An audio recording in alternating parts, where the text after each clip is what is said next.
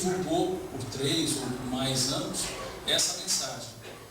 E quando ele retornou às esferas espirituais, ficaram os seus discípulos, os seus apóstolos, que deram sequência ao ensino, àquela mensagem que Jesus deixou.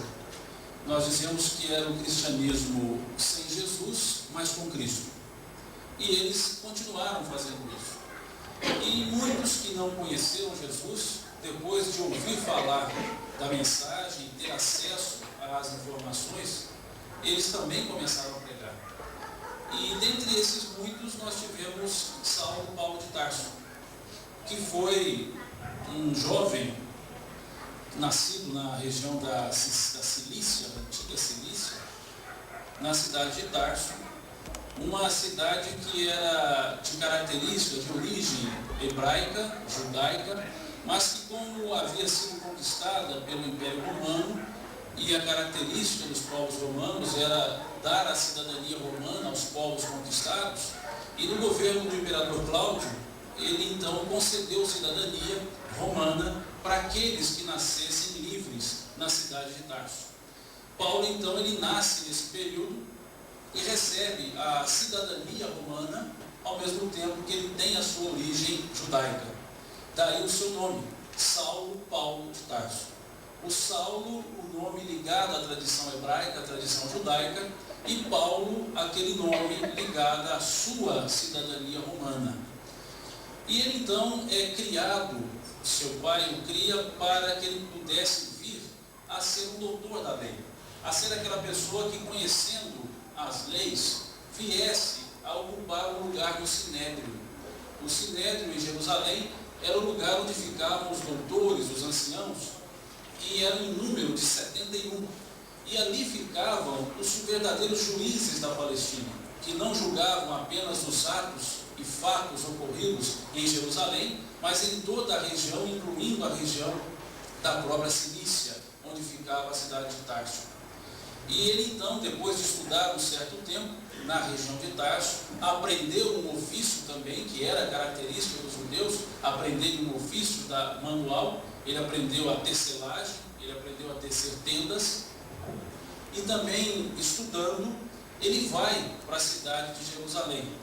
Ele escolhe como seu preceptor, como seu orientador, o também juiz, o também membro do Sinédrio, talvez o mais respeitado do Sinédrio, que era Gamaliel. Esse homem, esse Gamaliel, ele era respeitado pelo seu senso de justiça, pelo seu senso, digamos, pelo seu consenso, e Paulo com ele aprendeu muito. Ao longo dos anos que ele conviveu no Sinédrio, ele foi reanalisando a lei, estudando a lei, e aquele seu caráter jovem, de eloquente pregador, ficou claro ante o Sinédrio.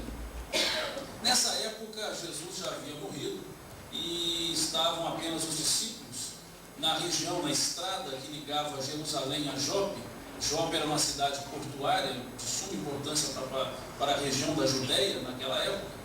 E ele ficava, ali no caminho ficava uma residência, uma casa que atendia as pessoas necessitadas. Era chamada a Casa do Caminho, segundo nos traz Emmanuel, e no livro Atos dos Apóstolos era chamada a Igreja do Caminho.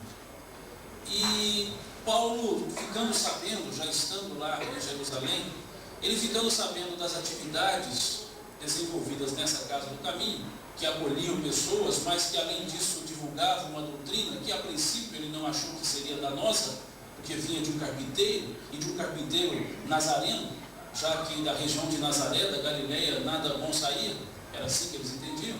Então ele não dava muita atenção, até que ele resolveu conhecer aquela estrutura, e numa tarde de sábado, quando ele vai até a Casa do Caminho, ele observa uma pregação, observa Estevão, que fazia uma pregação, e ouvindo a posição de Estevão, que analisava uma passagem do Evangelho de Jesus, naquela época chamado Escritos de Mateus, ele então analisava uma das passagens e fazia um certo comentário sobre essa passagem.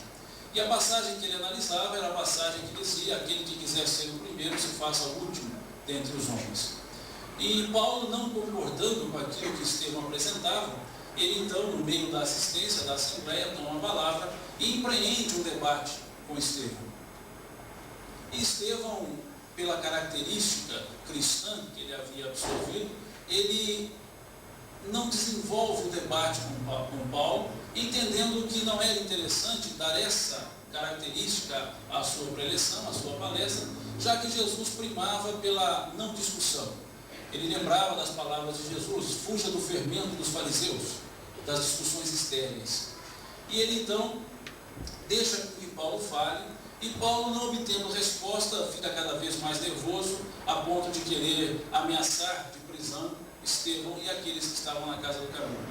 Naquele momento, Paulo foi contido, e para que se evitasse um mal maior, Paulo então se retira da Assembleia. Mas como ele se sentiu ultrajado, e nesse momento, nesse período, Paulo, que ainda trabalhava com seu nome judeu, Saulo, ele, movido pelo orgulho natural daquele jovem, inteligente, profundo conhecedor da lei, e muito já respeitado pelos anciãos do Sinédrio, mesmo sendo jovem, ele então não consegue aceitar aquilo que para ele era uma derrota. E ele então começa a mover meios para poder prender Estevão, e até, se fosse possível, levá-lo à execução, através da lapidação, o apedrejamento. Ele então tenta convencer o Sinédrio, mas quando ele vai conversar com Gamaliel, Gamaliel chama-lhe a atenção, para que ele ponderasse melhor, para que ele pensasse mais, e que desse oportunidade para que ele, Gamaliel, fosse também conhecer aquela estrutura, aquele local. E Gamaliel vai conhecer a casa do caminho, lá encontra com Pedro, tem um diálogo longo com Pedro, recebe de presente por parte de Pedro os pergaminhos com os escritos de Mateus, e quando retorna diz a Paulo que nada havia visto ali que pudesse incriminar aquelas pessoas. E Paulo então se sente mais derrotado, porque o seu mestre, um homem respeitado, um homem culto, o doutor maior do Sinédrio, havia sido iludido por aqueles pescadores, aqueles homens sem origem, como dizia Paulo. E ele então convence o restante do Sinédrio, que assim como ele trazia um orgulho exacerbado, convence o restante a permitir que ele pudesse então prender Estevão. E lá vai Paulo para a casa do caminho, lá ele prende Estevão, prende Pedro, e os outros que trabalhavam, excetuando Tiago, já que Tiago, no momento em que foi para ser preso, ele estava ajoelhado lendo a Torá, e isso era um ato de contrição, de respeito a Moisés, e por esse motivo ele não prende Tiago. E leva então os demais para a cidade de Jerusalém, e Gamaliel tenta convencer Paulo, e no final convence Paulo a libertar todos, exceto Estevão, já que Paulo era reticente com relação à libertação de Estevão. E ali então Paulo consegue fazer com que o Sinédrio ouça Estevão, e consegue uma pessoa que fizesse uma denúncia pública, já que a lei judaica só poderia julgar alguém se houvesse uma denúncia pública e essa denúncia fosse levada para o campo da blasfêmia. E aí então a uma pessoa, cujo nome a história não relata, ele denuncia Estevão. E Estevão é levado então a julgamento. Na sua defesa ele reafirma os seus postulados cristãos, a defesa dos postulados de Jesus, e aí é acusado de blasfêmia, de contraventor da lei de Moisés, e ele então é levado à execução. Nesse momento, entre a condenação e a execução, Gamaliel se coloca junto a Paulo e faz um alerta a ele. Dado a sua inteligência, dado ao seu conhecimento, Gamaliel fala ali as últimas palavras, porque dali para frente Gamaliel sai do Sinédrio e vai para o seu recolhimento na região norte da Palestina. Ele fala: Saulo, vê bem contra quem tu lutas. Se essa doutrina que eles pregam for verdadeira, nem tu e nem ninguém farás nada para que ela pudesse vir a ser derrocada. Se essa doutrina é dos homens, o tempo acabará com ela. Vê bem contra quem tu lutas. E vira as costas e sai. Paulo não dá ouvidos e então leva a efeito a execução. Levando a efeito a execução, Estevão é apedrejado. E nesse fato do apedrejamento, o livro Atos dos Apóstolos se limita a mostrar o apedrejamento e fica um certo lapso com relação a fatos que ocorreram ali no momento do apedrejamento. Nós então buscamos fonte na obra de Emmanuel, Paulo Estevão, e lá ele nos apresenta que nesse momento do apedrejamento, Estevão, já ainda não morto, retirado de onde ele estava amarrado, que havia sido apedrejado, ele tem um último diálogo com Paulo. Ele primeiro pede a Deus que não imputasse essa falta a Paulo, e quando encontra-se com Paulo, Paulo vai conferir a sua morte, ele fala a Paulo, sussurrando aos ouvidos de Paulo: eu não te condeno, porque tu defendeste a lei de Moisés com veemência, vigor e força. Quando tu conheceres a Jesus, tu também defenderás da forma que hoje tu defendes Moisés. E ali então ele morre, e Saulo fica com aquela ideia na cabeça, mas com um certo ódio aos cristãos. Trazia-os também profundo, bem no seu fundo do seu coração, um arrependimento. Mas o seu orgulho continuava falando alto e ele continuava perseguindo os cristãos. Esse fato foi ampliado porque Estevão era, não sabidamente, irmão da sua noiva, Abigail, cujo nome era Gesiel. E sabendo ele que Estevão era irmão da sua noiva, ele então rompe o noivado com a noiva, alegando que não se sentiria à vontade nem digno conviver com uma pessoa cujo irmão foi levado à morte por ordem dele. E ele também culpa os cristãos pelo rompimento com a sua esposa, com a sua noiva, aliás. Ele culpa os cristãos a ida do seu grande mentor, Gamaliel, e ele ficou só. Então ele foi culpando cada vez mais os cristãos e empreendeu perseguições. E ele culpa um cristão em especial. Ele culpa Ananias. Ananias era um senhor já idoso que havia convivido na casa de Zacarias, que era a família que tinha recebido para conviver com eles a noiva de Paulo, Abigail. E nessa casa de Zacarias, Abigail tem o conhecimento da doutrina cristã através de Ananias, um homem já idoso. E ela tendo conhecimento e trazendo uma dor profunda pela perda do irmão e pelo rompimento do noivado, e também por fatores, já que a sua história, que não é motivo de hoje, é uma história de sofrimentos também, ela vai se definhando em termos de saúde e vem a morrer. E Paulo culpa o cristianismo pela morte da sua também ex-futura esposa, sua noiva. E ele então sai à procura de Ananias. E fica sabendo que Ananias havia se deslocado para a cidade de Damasco, a mais ou menos 260, 280 quilômetros da cidade de Jerusalém. Ele então pede ordem aos doutores da lei, ao Sinédrio, para poder ir a Damasco para perseguir os cristãos. Mas o cristão que lhe interessava era Ananias. E ele vai então, e nesse caminho para Damasco, já quase às portas da cidade, ele tem um momento especial na sua vida. Um momento que nós colocamos como divisor da sua vida. E ali no caminho, de repente, a sua caravana, que não era grande, foi tomada por um grande vendaval. E nesse movimento, Paulo cai ao chão, estava sobre a sua montaria, sobre o cavalo. E quando ele cai entre o vento e a poeira, ele percebe uma grande luminosidade, que também é percebida pelos soldados que com ele estavam. E percebe que dessa luminosidade se formava um vulto. E esse vulto foi tomando forma humana, e já amedrontado, essa figura se aproximando de Saulo, ele amedrontado, ele pergunta: quem és tu? E essa voz, esse vulto, lhe responde: eu sou Jesus, aquele a quem tu persegues. E aí Paulo, naquele momento, tem uma revelação maior.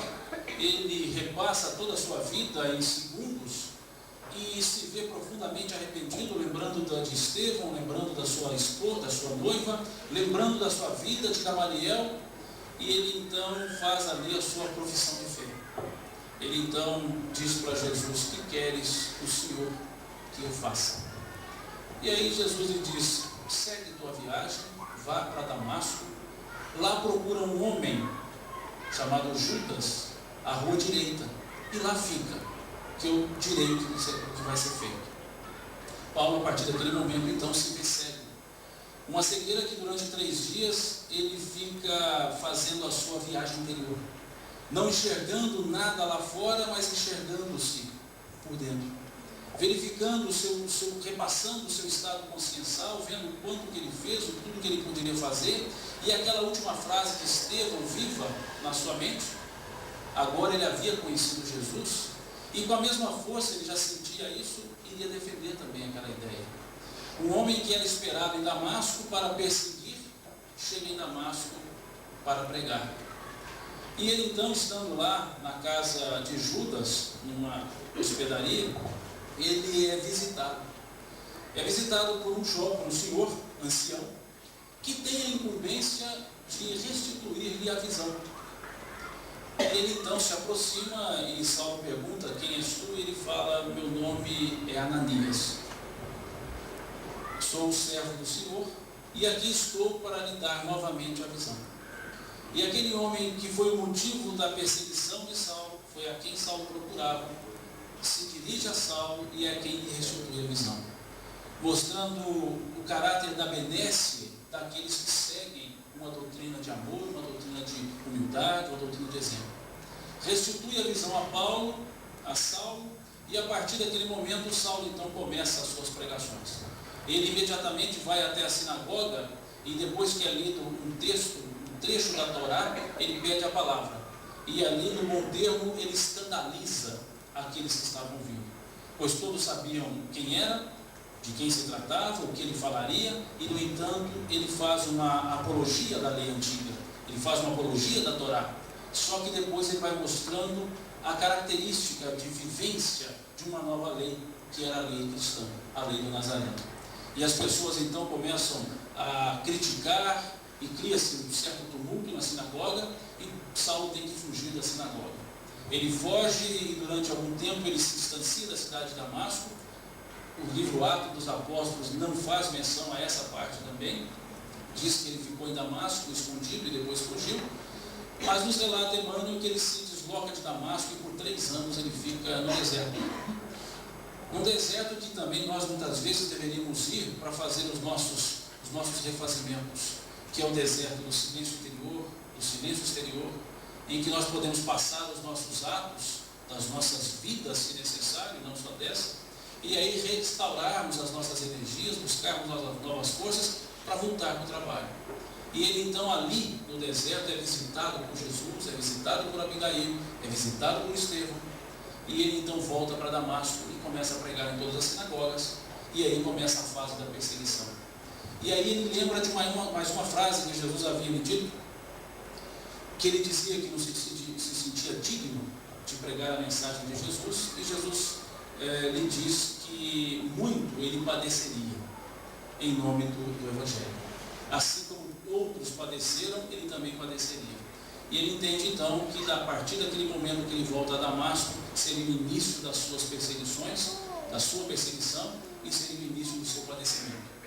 Ele continua pregando, foge de Damasco, sendo descido pelo muro dentro de um cesto, já que as portas de Damasco estavam guardadas porque ele era perseguido, e aí ele se refugia, volta para a sua cidade, depois vai a Jerusalém. E a vida de Paulo se resume em mais ou menos 24 mil quilômetros de andanças, a pé, de barco, em lombo de animal, e sem contar as andanças dentro da cidade, que ele não parava. Ele visita de Jerusalém ao ponto máximo, que era a Capadócia, uma região próxima ao mar Egeu. Ele vai à Grécia, ele vai a Corinto, ele vai a Creta, ele vai a Pafos, ele volta a Cilícia, depois por fim ele vai a Roma. E a sua ida a Roma é fruto de 3, 4, talvez 5 anos de disputas ali em Jerusalém. Ele é perseguido, ele é procurado, e graças à sua cidadania romana, muitas vezes ele se vê livre das prisões, já que um cidadão romano não poderia ser açoitado ou preso sem um julgamento.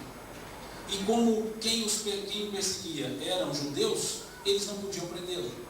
Então ele também se beneficiava dessa cidadania romana, e para dar um caráter de gentilidade, ou seja, de não judeu, ele utiliza a partir daí o seu nome Paulo, porque ele queria mostrar que ele era um homem comum, não porque ele era judeu, mas porque ele era comum. E aí ele utiliza o nome da sua cidadania romana, Paulo. E a partir daí, então, ele começa a pregar. Ele empreende uma viagem de curto espaço, depois vai numa segunda viagem. Ele luta a favor da doutrina cristã, luta contra os judeus, luta contra os cristãos, que não entendiam o que ele fazia. Já que Paulo pregava uma fé genuína, uma fé tranquila, uma fé ligada a Jesus, e não pregava a necessidade dos rituais judaicos. Já que Tiago era o chefe da igreja de Jerusalém, e Tiago ele pregava a mensagem de Jesus, mas não desatrelada das ideias judaicas, principalmente dos cerimoniais. Então exigia Tiago que aqueles que quisessem se transformar cristãos, se necessário fazia-se serem circuncidados. E os gentios, eles não tinham essa crença na circuncisão. E Paulo queria levar o evangelho, assim como Jesus havia dito para Ananias: aquele é o vaso que eu escolhi para levar a minha mensagem a todos os povos e todas as nações.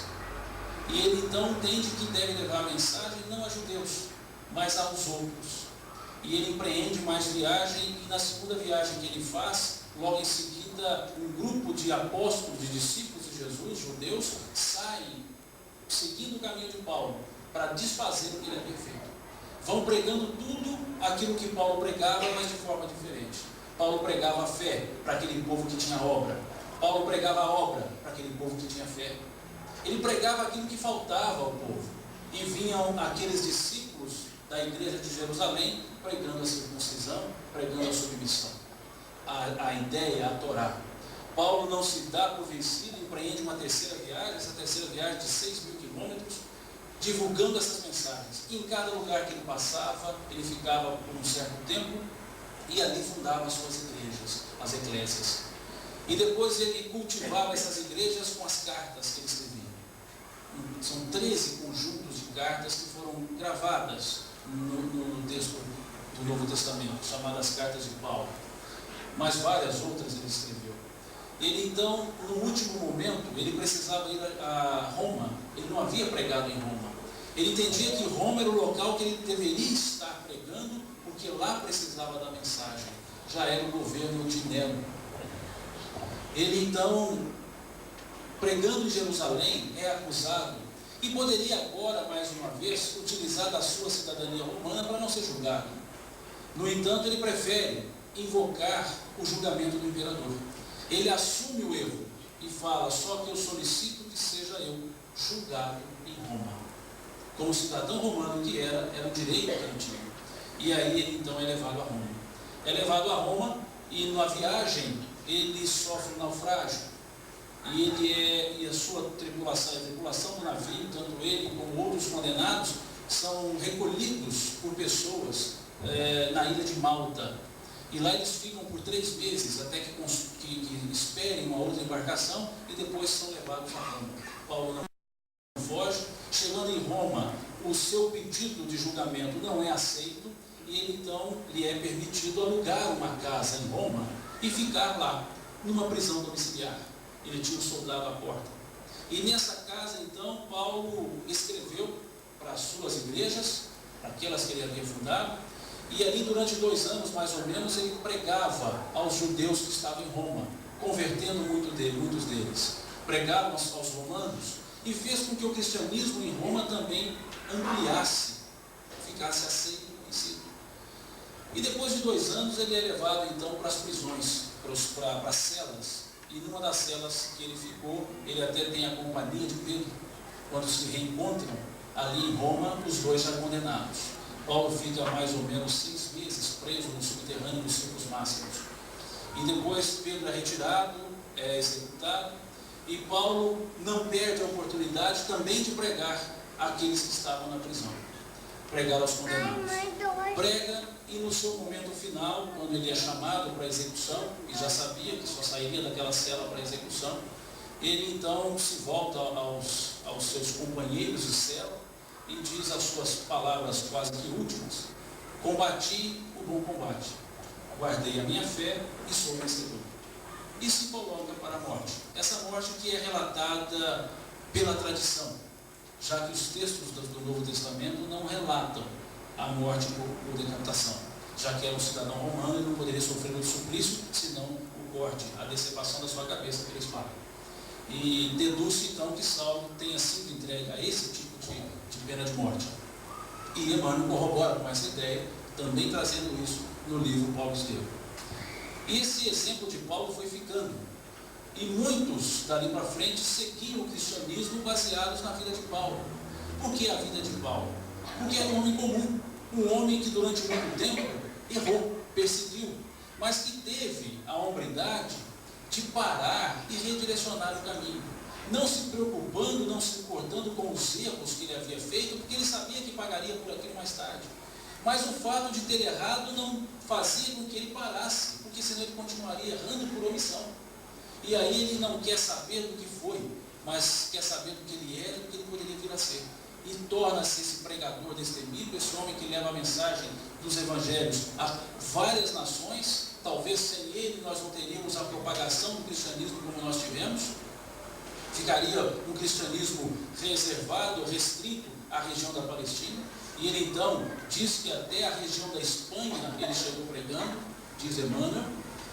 E esse homem que não observou a sua má vida anterior àquele momento. Ele dizia que com o seu trabalho ele corrigiria aquilo e aceitaria as penas dadas pela própria vida para que ele pudesse pagar pelos erros. E ele então serve de exemplo.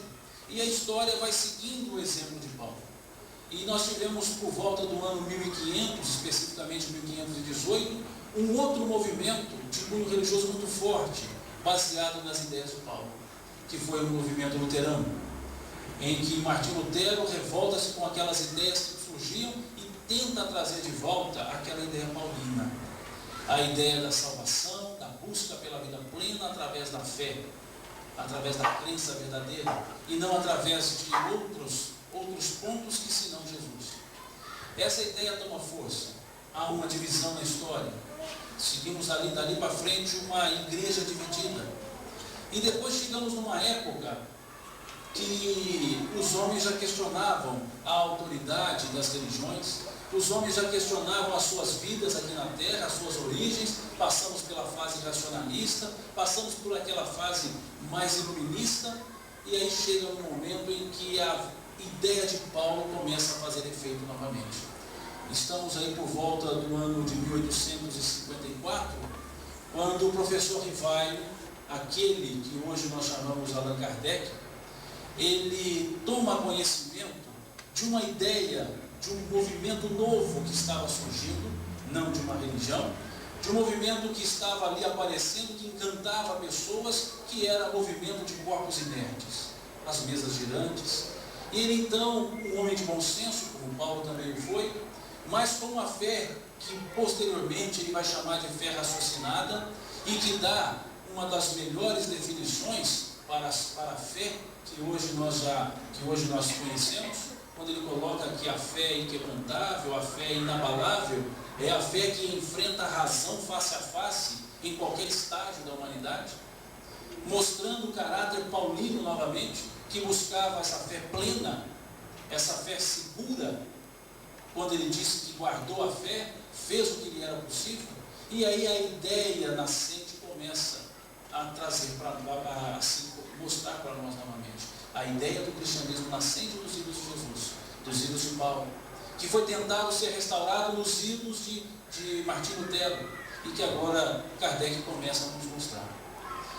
E assim como Paulo, Kardec também teve a sua fase de aprendizado, a sua fase em que ele se mergulhou nas doutrinas racionalistas, iluministas, aquelas ideias de cunho humano, racional. E durante muitos anos, já que o seu nascimento se deu em 1804, presume-se que em 1815 ele tenha entrado para os estudos do Instituto de Verdun, na Suíça, onde ele estaria ali aprimorando os seus conhecimentos. Ele estaria então com mais ou menos 20 anos tinha 15 anos, aliás, e ele então aprende ali várias ciências e se torna, no bom termo, um racionalista. Se torna uma pessoa que busca a compreensão da realidade humana, não pelas informações, mas pela lógica, pelo sentimento, pelo bom senso. O professor Rivail deixa o Instituto de Verdun, volta para Paris, e lá então ele começa a divulgar a sua pedagogia. A pedagogia pestalozziana, mas aprimorada na realidade francesa por ele, o professor Rivail. E ele então vai aprendendo e reaprendendo e ensinando. Se torna um homem respeitado, um homem cuja inteligência é apreciada, os seus métodos pedagógicos eram aplicados em muitas escolas em Paris, ele tinha a sua escola, e depois de um certo tempo, já em 1854, conversando com o senhor Fortier, ele toma conhecimento desse movimento. E a sua resposta é tipicamente de um racionalista. Ele fala que aquela história que Fortier lhe contava, que as mesas andavam sozinhas, e que não só andavam, mas também falavam, respondendo perguntas, ele disse o seguinte: provai-me que essas mesas têm cérebro para pensar, nervos para sentir. Caso contrário, o que você me conta nada mais é do que uma história para nos fazer dormir em pé. E não dá atenção. Um ano se passa e ele se encontra com mais uma pessoa, com Fortier, e depois também ele encontra com o senhor Partier, e Partier já é uma pessoa mais séria, e ele então fala para Kardec, aí ainda Rivail, que essas mesas realmente movimentavam, mas que existiam inteligências extracorpóreas, que nós podemos chamar hoje de espíritos. E aí então ele se interessa pelo assunto e vai conhecer. Como um bom racionalista que era, tinha que provar, tinha que ver, e ali ele vai, observa, e como bom racionalista que era, também faz um comentário. Enquanto todos se divertiam com aparentes futilidades, eu entrevia nesses fenômenos a manifestação de uma nova lei da natureza que a humanidade sequer sonhou conhecer. Ele então, com base na lógica e na razão, ele se propõe a estudar essas leis. E ali é o seu momento da sua estrada de Damasco. É o momento então que ele deixa a frieza racional, a sua frieza racionalizada, aliás, e se torna um homem de bom senso, um homem racional, e não aquele homem racionalizado. Ele não despreza os conhecimentos, digamos que iluministas, mas entende que ali precisava de algo mais do que só conhecimento. Precisava de humildade, precisava também de fé. Mas não a fé que até então pregavam, a fé que era a fé da razão, a fé daquela crença porque conhecia e aceitava e entendia, e não aquela crença do que aceitava porque não entendia. Era a crença agostiniana, credum quia absurdum, eu creio mesmo que me pareça absurdo. E ele então trabalhava numa forma diferente. E ali surge, como aconteceu com Saulo, transformando-se Paulo, sai o homem Rivail e surge aquele homem Kardec. Utilizando-se esse pseudônimo, ele traz para a humanidade esses livros, essa obra. E durante 13 anos ele trabalha, que talvez o volume de trabalho produzido em 13 anos nós não conseguimos fazer nesses 194 anos, desde o seu nascimento.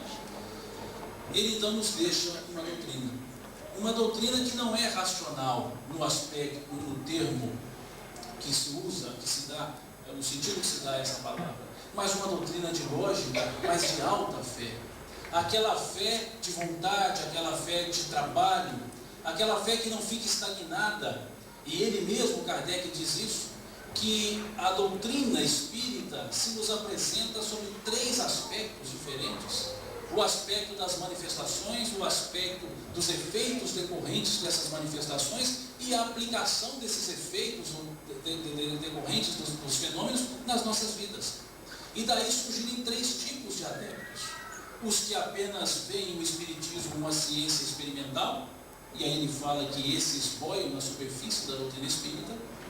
Aqueles que entendem a extensão dos fenômenos, mas se limitam a entender, esses começam a mergulhar nessa água cristalina que é a doutrina espírita, e aqueles que, conhecendo os fenômenos, entendendo a extensão deles, aplicam-os nas suas vidas. São os que ele chama de espíritas verdadeiros, espíritas cristãos.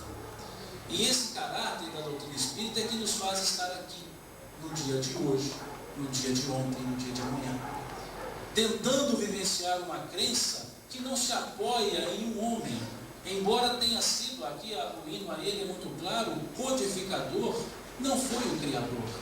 E o seu caráter de humildade, como Paulo também o tinha, mostra isso, quando ele se coloca como aquele codificador e diz que a doutrina é dos Espíritos e não dele.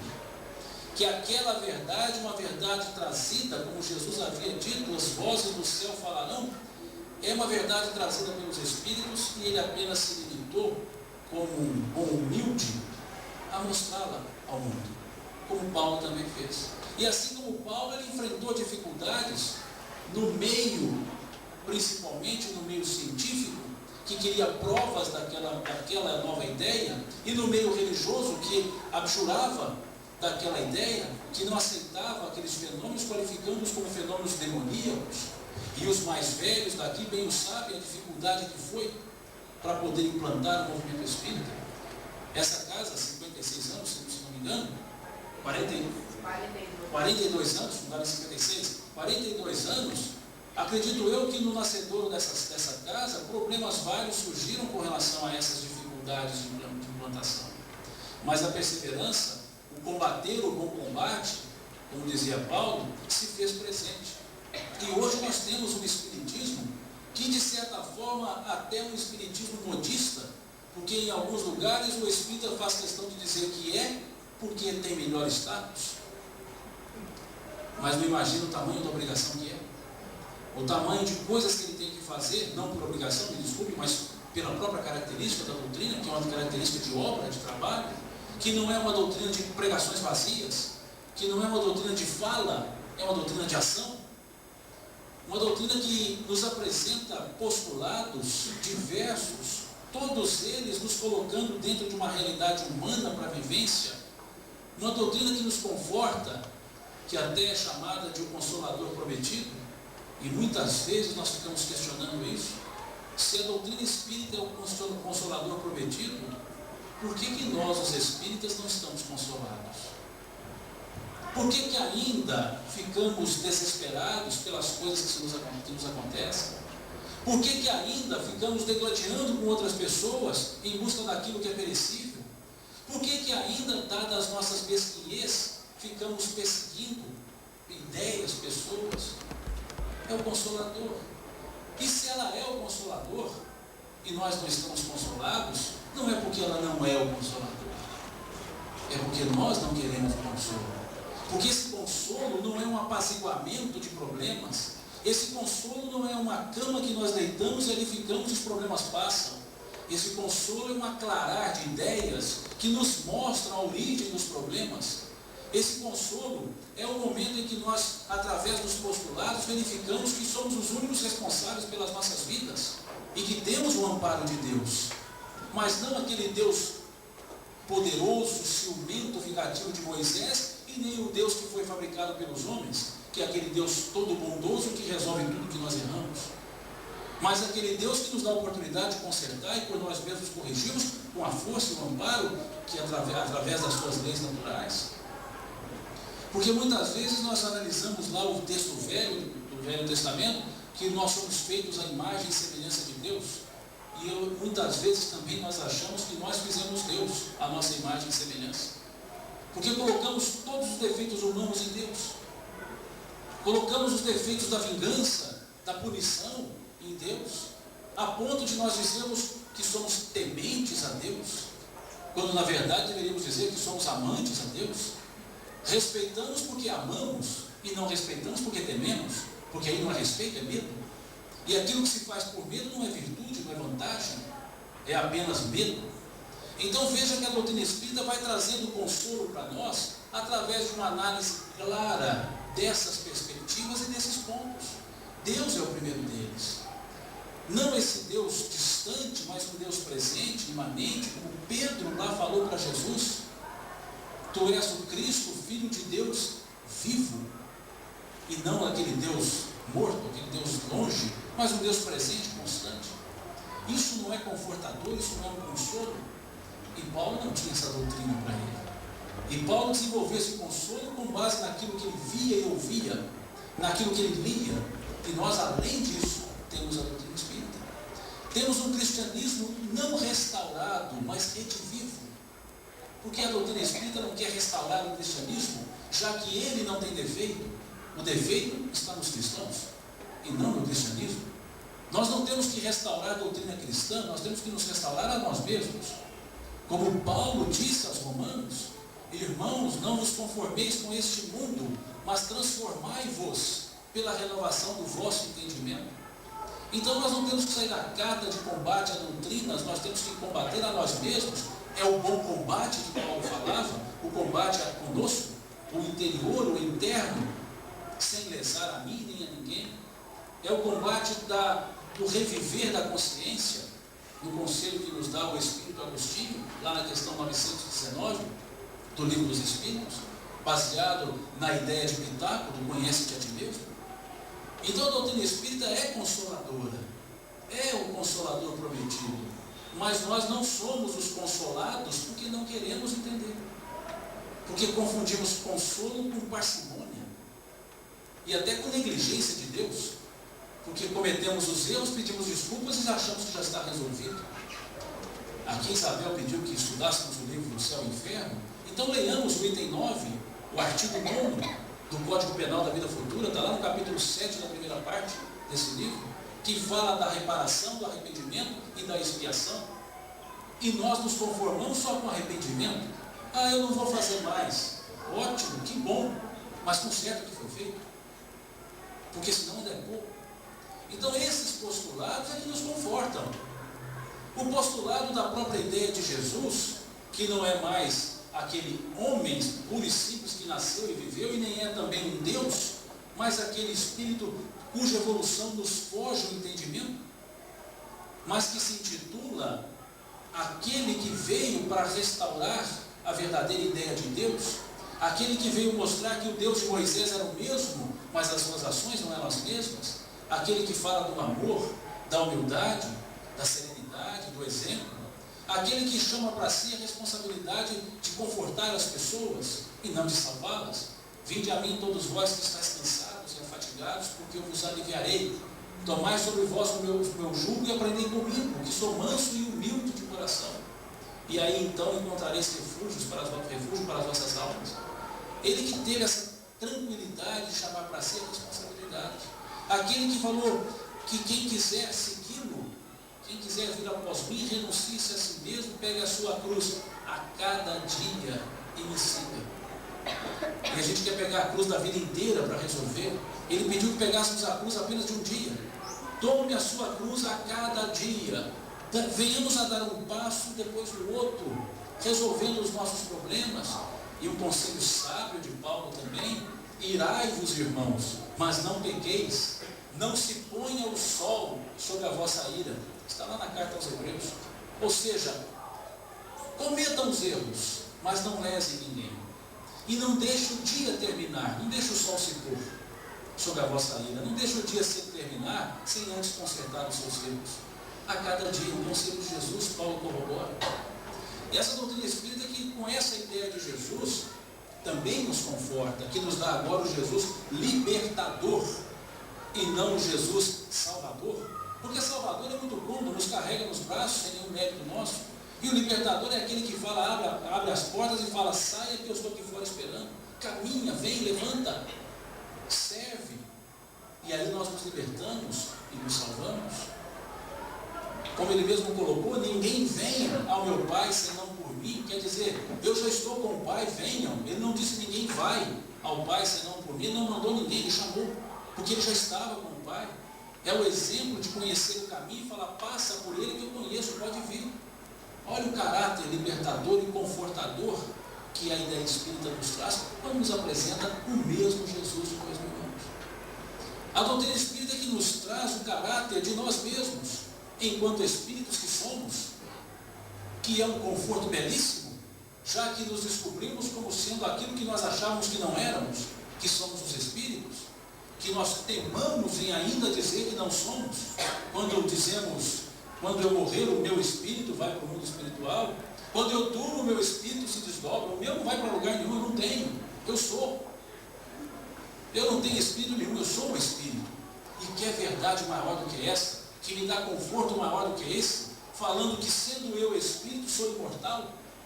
E aí vem a imortalidade da alma, que é o poder mais forte que a doutrina espírita nos trouxe, que é o poder de saber que as nossas vidas, nossa vida não começou ali no berço e nem vai terminar ali no túmulo, que eu vou ter uma sequência constante, que é o que está escrito lá no Dogma de Allan Kardec: nascer, morrer, renascer ainda e progredir sempre, é a lei. E aí nós vamos verificar que a imortalidade Kardec chama como sendo o poder moralizador da doutrina espírita. E é interessante isso, porque a imortalidade é algo que está presente em todas as religiões, que são imortalistas, que são espiritualistas. E por que Kardec fala que o poder moralizador está na imortalidade, se todos falam a mesma coisa? E aí é necessário um outro postulado, que é o momento em que nós aprendemos a verificar como é essa imortalidade. Porque muito se fala da vida após morte, mas não se mostra a vida após morte. Essa é uma falha, porque eu quero que alguém se sinta confortado dizendo: olha, pode ficar tranquilo que depois da morte tem vida. E a pessoa me pergunta: mas como que é essa vida? Não sei. Isso não é conforto. E aí vem a ideia da mediunidade, que não é criação espírita. Os fenômenos mediúnicos, a fenomenologia mediúnica existe desde que o mundo está criado com seres vivos ali, e depois na espécie hominal, que nós temos relatos em várias obras, desde o Vedanta até o livro da Bíblia, passando por todos os outros nessa escala temporal, que a Bíblia está salpicada de fenômenos mediúnicos. Então não é uma invenção espírita, mas é justamente o mecanismo, o meio pelo qual se mostra como é essa imortalidade da alma, como se vive naquele mundo que nós chamamos de etéreo, e que de etéreo não tem nada. É um mundo muito prático, muito vivo, que preexiste a esse, preexistiu e continuará existindo, como dizem os espíritos. Qual dos dois, o mundo espiritual ou material, é o mais importante? É o espiritual, pois dele gerou o mundo material, ele gerou o mundo material, e preexistiu e continuará existindo após esse, e nós ainda chamamos de mundo etéreo. É um mundo ali intocável, facilmente. Basta que utilizemos a nossa realidade de espíritos que somos. Que quantas vezes nós entramos nesse mundo pelos nossos desdobramentos de sono. E essa mediunidade, então, ela vem mostrar, além desse aspecto comprobatório, ela vem ser um canal de caridade que nós recebemos e achamos que muitas vezes fazemos. Quando nas reuniões mediúnicas, nós queremos ensinar aos espíritos como viver bem, e na verdade nós podemos aprender com eles, pelo tanto que eles nos contam das dificuldades e desditas da vida, e nós ainda achamos que a mediunidade é para nós ensinarmos os espíritos que estão de lá. E eu digo sempre que a mediunidade ela é mais para nós que estamos encarnados, porque antes da vinda da doutrina espírita, do surgimento da ideia espírita, não tínhamos reuniões mediúnicas. E os espíritos, milhões e milhões, como é que eles eram consolados, se não existiam os grupos mediúnicos? E nós então ficamos com aquela ideia vaidosa de que a necessidade do grupo mediúnico é para esclarecimento dos espíritos somente. Sim, dos espíritos não, eu diria das almas também, que é o espírito encarnado, nós. Ouvindo os relatos, vendo ali, na nossa frente, no bom termo, aquele espírito nos dizendo, em outras palavras: por favor, não façam o que eu fiz, porque veja como estou. E nós ainda fazemos. E nós ainda tentamos caminhar de forma diferente. Então veja o fator confortador, a ideia confortadora que é o próprio postulado da mediunidade, que vem corroborar com a ideia da imortalidade.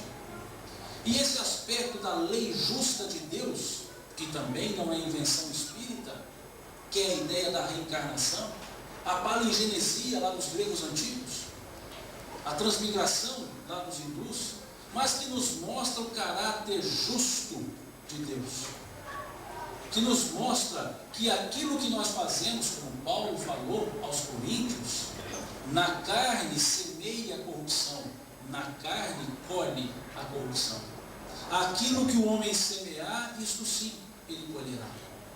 Então nós vamos percebendo que nós temos ali a reencarnação como uma oportunidade de resgate e não como punição, porque muitos espíritas ainda achamos que reencarnação é porque nós estamos sendo punidos.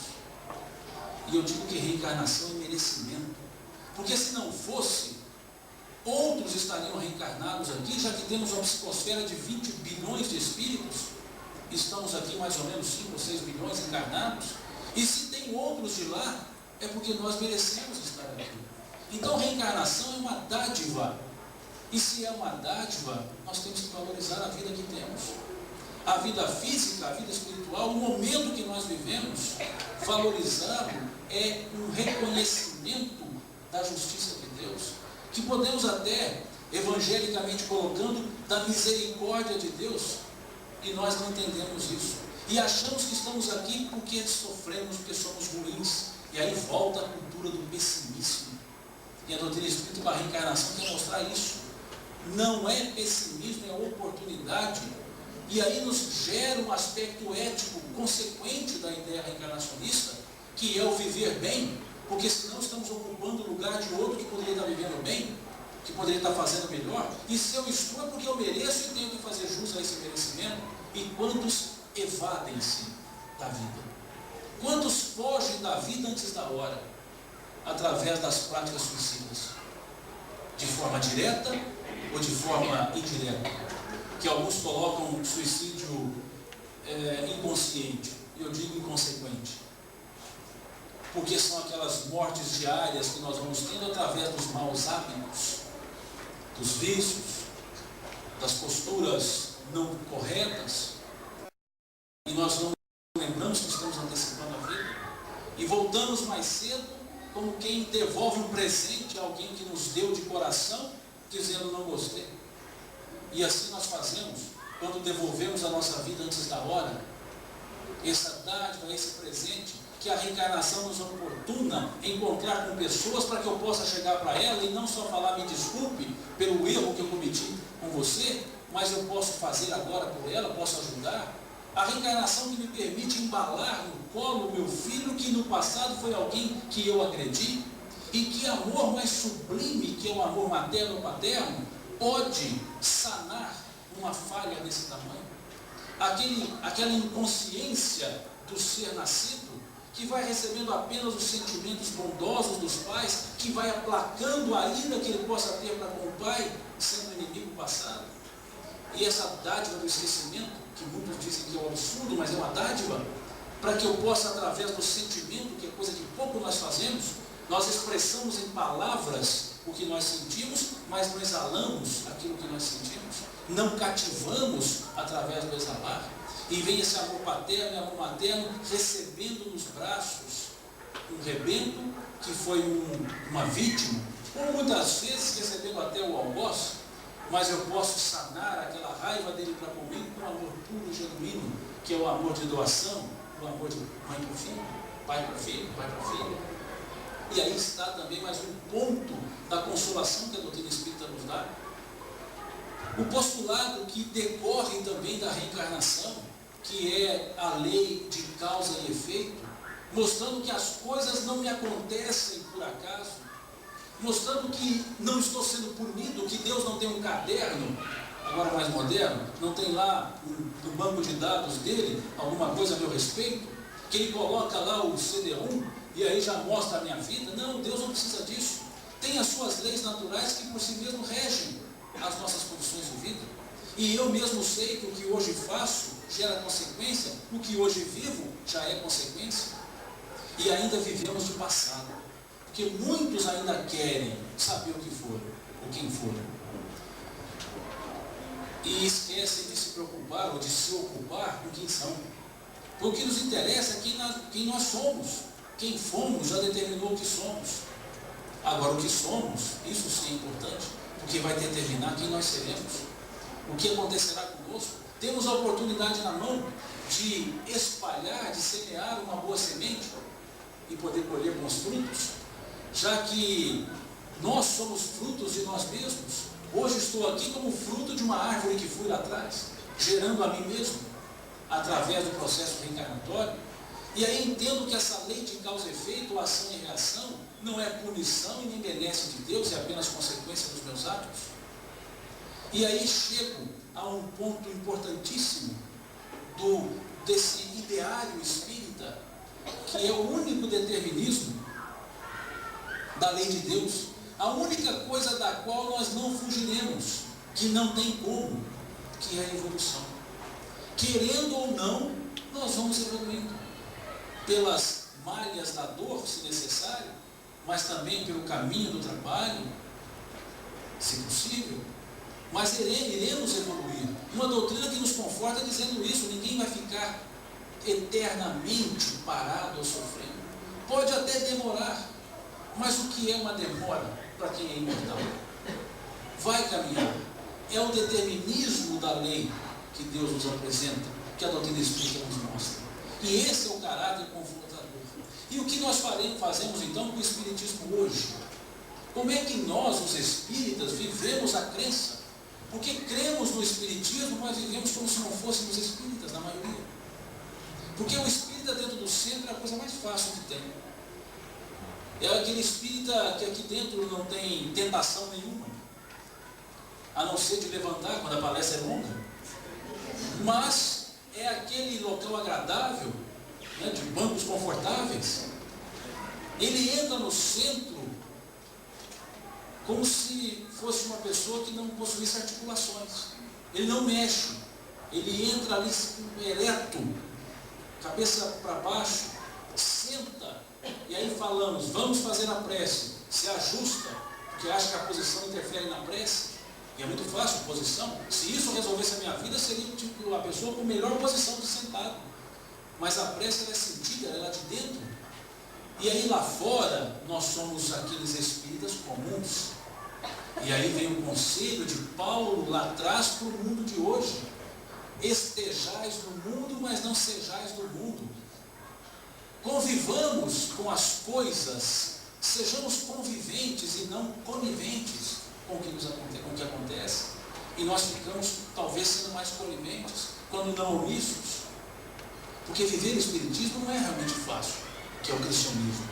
Tanto não é fácil que vimos a história de Paulo, e podíamos contar a história de vários outros que têm essas dificuldades, e nós entendemos que para ser também um bom espírita, um bom cristão, nós temos que sofrer como Paulo, e muitos vivem dessa ideia: ah, mas eu queria sofrer daquele jeito, ser um mártir. Para quê, gente? Não existe mais chibata, não existe mais para ser crucificado. Nós podemos sofrer de outro jeito, sendo útil às pessoas, estendendo a mão àquele que precisa, amparando aquele que está caído, sendo um samaritano, aquele indefinido da história de Jesus, levando alento a quem não está muito longe, que são os nossos filhos. Eu digo não muito longe, porque na maioria das vezes estão, embora vivam perto, embora estejam ao nosso lado, como eu vejo esse cartaz aqui mostrando sobre o curso de Vivência em Família, que nós temos ali, vivemos numa família, mas não vivemos uma família. Vivemos cada um ali, vendo a mesma coisa, em quartos diferentes, com televisões diferentes, mas assistindo o mesmo programa, sendo que poderíamos estar num lugar só, vendo o mesmo programa, uma TV só, e juntos, compartilhando o espaço. A nossa vida de hoje é que não tem tempo, como nós dizemos, e quando cumprimentamos uns aos outros, como é que você está? Estou levando a vida. E o otimismo de agradecer por estar vivendo, ah, mas viver sofrendo desse jeito, imagine a ansiedade, não nossa, porque somos ansiosos, nós vivemos aqui preocupados, o que vai ser de mim? Imagine a ansiedade daquele que está no mundo espiritual, aguardando o momento para reencarnar, entendendo assim, gente, aquele que está lá não está fazendo por merecer, se ele soubesse a oportunidade que ele tem, não viveria assim. Isso sim é ansiedade, porque está num lugar onde não pode consertar as coisas. E nós estamos num lugar onde podemos consertar, que é o nosso campo de ensaio, de estágio, que é a Terra. E aqui podemos consertar os nossos erros, os nossos problemas insolúveis, que muitos deles já estão solucionados. Quantas coisas que eu achei que não teriam solução e hoje já tiveram. Quantas vergonhas eu já passo de lembrar que me desesperei por coisas passadas e hoje estão resolvidas. Quantas oportunidades perdidas para conviver com o nosso filho, com a nossa esposa, com o nosso esposo, que nós relegamos em nome de uma partida de um futebol na televisão, e ainda dizemos para o meu filho: não, filho, agora não, que o papai está ocupado. Não, ele não está ocupado, está iludido. Porque nós preferimos isso a estar com nossos filhos, a estar com a nossa criança. Quantas vezes nós olhamos e falamos: nossa, mas meu filho está crescendo rápido demais. Não, porque eu não estou vendo sempre. Porque se eu começar a olhá-lo todo dia, ele não cresce rápido, não. Isso é viver o espiritismo do hoje. E nós queremos fazer as campanhas espíritas para as pessoas de longe. Queremos restaurar famílias dos outros e julgamos a nossa por buraco. E acabamos com a nossa. Queremos acalentar os filhos dos outros sem acalentar os nossos. Isso não é egoísmo, isso é responsabilidade. Se eu os tenho comigo, é porque é de mim que eles precisam. E é com eles que eu tenho que conviver primeiro. E aí me falta o sentimento para ajudar os outros. Porque aquilo que eu não faço em casa, não adianta eu tentar fazer fora, porque não vai haver sentimento, vai haver apenas atitude. Um ato vazio, como disse Leon Denis, lá no livro O Problema do Ser, do Destino da Dor: quando os meus atos são bons e os meus pensamentos são maus, existe uma falsa aparência de bem. E nós não percebemos isso. Deixamos a nossa casa vazia. E aí, como fala Jesus lá em Mateus, vem os 7 espíritos com mais 7 e ocupam essa casa. A nossa consciência vazia. Vivemos ociosos, quando não assoberbados. Questão 943 do Livro dos Espíritos. Qual é o motivo para o desgosto da vida? Ociosidade, saciedade, falta do que fazer. Veja, vivemos ociosos, com tempo para trabalhar. Vivemos assoberbados, sem tempo para ser útil. Vivemos correndo, sempre. E ansiosos. Se está marcado para uma atividade começar às 8, e começou 8h05, eu já estou balançando a perna. Eu estou achando que está tarde. Se o expositor já passa de 1 hora, eu já começo a mexer na cadeira, no banco. Aqui está mais difícil, está muito coladinho. Mas vejamos, nós vivemos ansiosos. Agora, não estou dizendo que nós vamos viver amoletados também. Mas temos que ter esse bom senso de transformar a ansiedade em atitude ativa, em algo bom. Porque senão ela se transforma na escala em algo danoso, que é uma deficiência física futura, caminhando para a depressão patológica. Mas nós não percebemos isso e achamos que viver o espiritismo se limita a estudar. E aí criticamos muitas vezes, mas esse estudo básico de novo. Olha que desde que eu comecei no movimento espírita, que não tem muito tempo, que eu sou novinho, eu ouço sobre as obras básicas. E eu comentava com um companheiro que veio comigo na viagem, eu falava isso para ele: olha, muitas vezes nós observamos, mas você vai falar aquele negócio de novo. Só que não é para as mesmas pessoas mais. As obras básicas sempre estão sendo mostradas, porque sempre tem pessoas que não conhecem. E tem aqueles que acham que conhecem, inclusive os que ensinam. Só acham, mas não conhecem profundamente. E isso é um dos graves erros do movimento espírita, que bem alertou o espírito Viana de Carvalho. O movimento espírita cresce e se propaga. A doutrina espírita permanece ignorada, quando não adulterada, na maioria dos seus postulados. E quem faz parte do movimento espírita? Nós, os espíritas. Porque nos falta talvez o conhecimento. Mas talvez não é nem o conhecimento que nos falta, é a vontade de conhecer, de querer. Não faltou a Paulo, não faltou a Kardec. E talvez falte a nós. Não que sejamos um Paulo e um Kardec na envergadura do nome, mas podemos ser um Paulo e um Kardec na disposição de renovar as nossas vidas, de ter as nossas estradas de Damasco, cada uma a sua, de ter um momento de parar e não ter a vergonha de retomar um caminho, de errar e falar: errei, mas eu vou crescer, errei, me desculpa, mas eu quero fazer mais certo, me permita acertar. Não ficarmos recalcitrantes no erro e achar que por isso não podemos fazer nada. Ah, eu sou um coitado, eu sou o último dos últimos, então vira a fila que você vai ser o primeiro. E trabalha, não para. E é o que nós ficamos. E quando trabalhamos, talvez também queremos trabalhar demais em quantidade, esquecendo da qualidade. Emmanuel fala isso para nós. O êxito dos esforços do plano superior em prol do cristianismo redivivo não depende da quantidade dos trabalhadores que o buscam, mas da qualidade dos trabalhadores que militam em suas fileiras. É o que está dito por Emmanuel. E nós não olhamos isso também. Então isso é viver o Espiritismo hoje. Não é saber de cor e salteado o que está escrito no livro, na questão. Não. É pelo menos o que eu já sei aplicar no convívio com as pessoas. E não esqueçamos a nossa família. Porque ali é que está a nossa obrigação primeira. Depois vem a segunda, a terceira, a enésima. São várias. Mas está ali a primeira. E não adianta essa música, cantando sobre Paulo aqui, o apóstolo da gentilidade, nos mostra, eles foram cantando as músicas, eu revendo as cenas da vida de Paulo, não que eu estivesse lembrando da vida dele, mas eu já vi em filmes. Vocês vão achar que eu estou tendo aqui um fenômeno psicomêtrico, né? Revendo aqueles momentos e observando o quanto que esse homem viveu e trabalhou. Esse homem foi levando, me permite a expressão, mas ele foi arando, um trator do movimento cristão, e nós não aproveitamos, que a estrada já está arada, já está pavimentada, e nos cabe apenas caminhar. E a gente muitas vezes não caminha. Ainda nos limitamos a falar mal um do outro, ainda a falar: mas aquele lá, não, quem vai falar hoje? Mas eu já sei o que ele fala. Se vós já sabeis dessas coisas, dizia Jesus, bem-aventurados sereis se agora as praticares. Era o que ele falava. Ah, você vai no centro hoje é que dia? Não, hoje é segunda. Não, hoje eu não posso. Não, terça, eu também não posso. Não, quarta é dia do meu futebol. Não, quinta é dia de, eu não sei o que, não, mas quinta é dia do descanso. E sexta? Não, sexta eu tenho trabalho. Que dia que você vai no centro? Na hora que der um tempo eu apareço lá. Tempo é questão de preferência. Eu sempre tenho tempo aqui que eu quero fazer.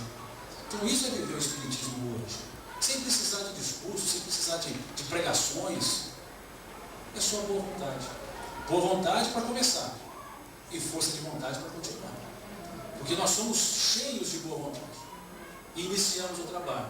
E a obra fica inacabada. Porque nos falta a força de vontade para continuar. Mas isso tudo é porque nós ainda não temos um objetivo para a vida. Nós não sabemos o que queremos. Ainda nós não entendemos o valor da nossa vida.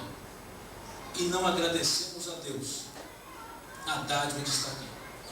De poder conviver com aquela pessoa que não me agrada, mas que também de repente eu não a agrado, e tenho que agradá-la, para que ela possa também, para que eu possa depois ver aquilo nela, porque é uma lei de ação e reação. Se eu quero colher, que eu espalhe. E se eu não quero colher, que eu não espalhe.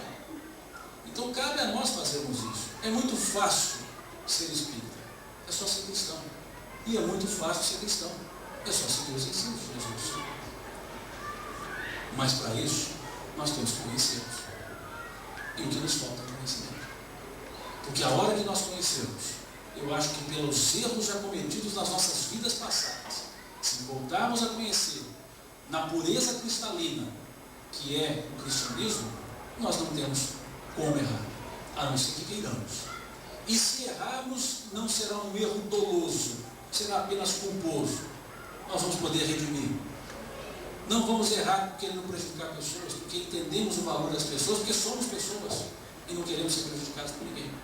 Então isso é viver o cristianismo, isso é viver a doutrina espírita. E o que eu estou falando não é nada novo. Paulo também não falou nada novo. Jesus também não falou nada novo.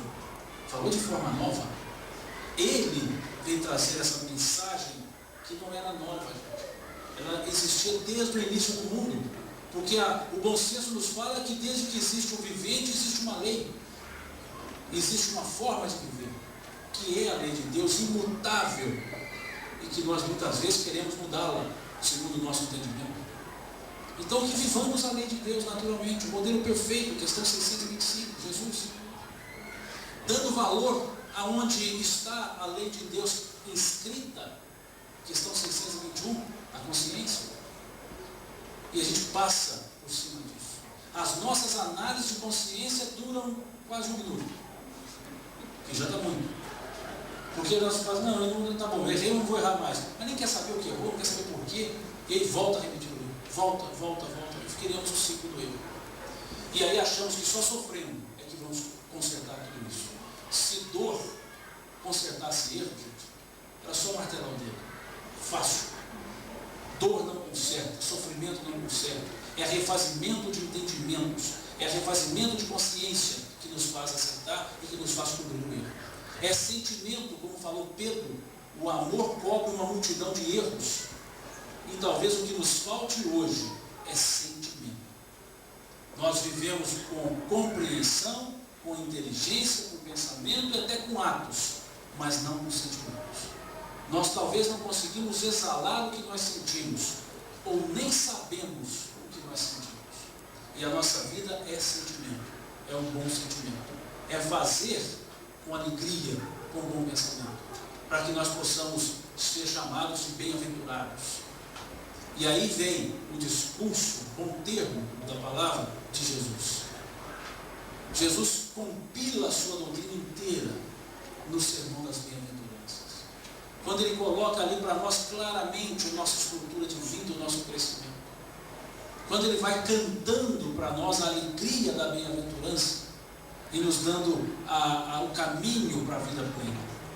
Bem-aventurados os pobres de espírito, pois deles é o reino dos céus. Bem-aventurados os que choram, porque serão consolados.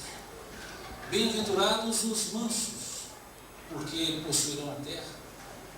Bem-aventurados os que têm sede e fome de justiça, porque serão consolados ou saciados.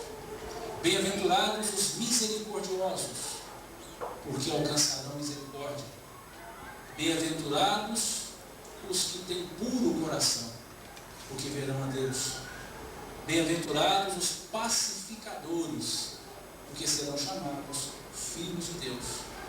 Bem-aventurados sois vós, somos nós, que quando vos perseguirem e vos injuriarem por causa do meu nome, disserem calúnias sobre vós. Exultai-vos, alegrai-vos, pois grande é a recompensa que vos espera nos céus. Quer um cântico de maior paz do que esse? Que a doutrina espírita apenas mostra o que está nas bem-aventuranças também? Quer maior tranquilidade de saber que nós seremos consolados à medida que entendemos? E eu deixo esse exercício de casa. Leiam as bem-aventuranças e meditem na ordem que elas foram colocadas. Meditem lá, capítulo 6 do Evangelho de Mateus. Meditem a ordem que estão as bem-aventuranças. Por que vem o choro, vem a pureza, a pobreza de espírito, a humildade, primeiro, depois vem o choro, depois vem a mansuetude, depois vem a justiça. Meditem na ordem e verifiquem se ali não é a trajetória da vida humana, do crescimento humano, que tem como primeiro passo a humildade e que tem como passo maior a ação de se tornar um pacificador, de levar a paz às pessoas, não através de palavras, mas através de sentimentos, de um abraço amigo, de um aperto de mão verdadeiro, de uma palavra de incentivo, de um muito obrigado, de um por favor, de um parabéns. E nós podemos pacificar a todos, até a nós mesmos. E só depois que conseguimos pacificar é que nós merecemos a perseguição. É o último item do processo das bem-aventuranças. Meditem, leiam, capítulo 6 de Mateus, leiam essas bem-aventuranças. Aliás, leiam o Sermão do Monte inteiro, que não são só as bem-aventuranças, tem muito mais coisa. E aí nós vamos verificar o quão consolados nós estamos desde a vinda de Jesus. E que o Espiritismo nos traz agora aquilo que Jesus trouxe numa forma clara, limpa, sem parábola. Porque agora nós ouvimos e podemos entender. Porque agora nós vemos e podemos enxergar aquilo que antes nós não víamos. Por isso vos falo em parábolas, porque eles vendo não veem e ouvindo não ouvem. Mas a vós é dado conhecer os mistérios do reino dos céus. E a nós, que temos essa doutrina que nos abre o caminho para entender a realidade da vida, pelos seus diversos postulados, não precisamos das parábolas. Por isso a doutrina espírita é apresentada como revelação da verdade, uma verdade que está ao nosso alcance, basta que queiramos entender. Então cabe a nós, a cada um de nós, viver o Espiritismo hoje, fazer aquilo que nos é possível e nos preparar para fazer aquilo que ainda não nos é possível, mas desanimar não, caminhar sempre, como fala o Espírito Meimei, caminha, serve e passa, não fica.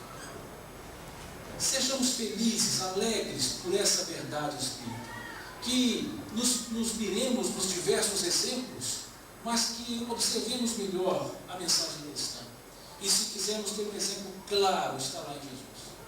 Se quisermos uma orientação segura, está nos ensinos de Jesus, que Kardec também nos trouxe. E ali temos a orientação segura para o nosso caminho. É a melhor receita, que aliás é uma constatação científica que foi bem dito na Universidade de Oxford pelos estudiosos da psicologia humana, dizendo que o maior e melhor conselho médico da atualidade foi nos trazido há 2000 anos: amai-vos uns aos outros. O melhor conselho que nós tivemos. E talvez, por ter sido um conselho, nós não ouvimos e não seguimos.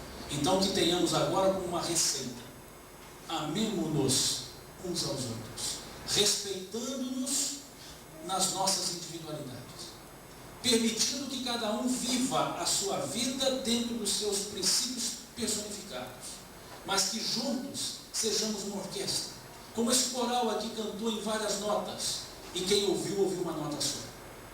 É a forma de viver a diversidade na unidade, aprendendo que a harmonia não é nada igual, é a somatória dos diferentes, que quando juntos soam apenas uma nota. Dizia isso Gibran Khalil Gibran. As cordas da lira são separadas e, no entanto, vibram juntas numa perfeita harmonia. Então que respeitemos-nos a cada um, e dentro daquilo que nos une, estejamos próximos. Dentro daquilo que nos diverge, que busquemos a convergência, respeitando cada um.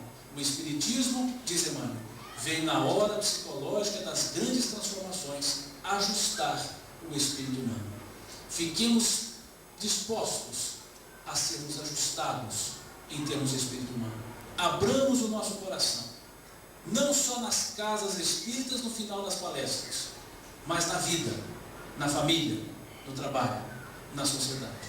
Sejamos espíritas, sejamos abertos, sejamos felizes. É isso que nos pede Jesus, é isso que a lei de Deus nos quer de nós. A evolução, e evolução é uma felicidade. Então que sejamos felizes, vivamos felizes, respeitemos uns aos outros, respeitemos a individualidade e unamos-nos nessa unidade que é o sentimento cristão. E aí, unidos nesse sentimento, nós podemos falar de direito e de fato: Pai nosso que está nos céus. Porque vivemos como irmãos, e aí temos um Pai que é nosso. Mas se eu não respeitar os convívios como irmãos, não me será possível de direito dizer Pai nosso. Infelizmente teria que dizer Pai meu. E Deus não é Pai de um, Ele é Pai da humanidade. Vivamos irmanados, e aí vamos dizer: Pai nosso que estás nos céus. Desejamos muita paz para a comunidade espírita de Uberlândia, para o Paulo Apóstolo, que comemorou dia 27, mais um aniversário de existência. E desejamos a nós que militamos, que trabalhamos, que tentamos viver a verdade espírita com paz. Porque o que vier depois vai ser tranquilo se nós vivemos em paz. Esparjamos isso. É o que nós queremos. Que Deus nos abençoe.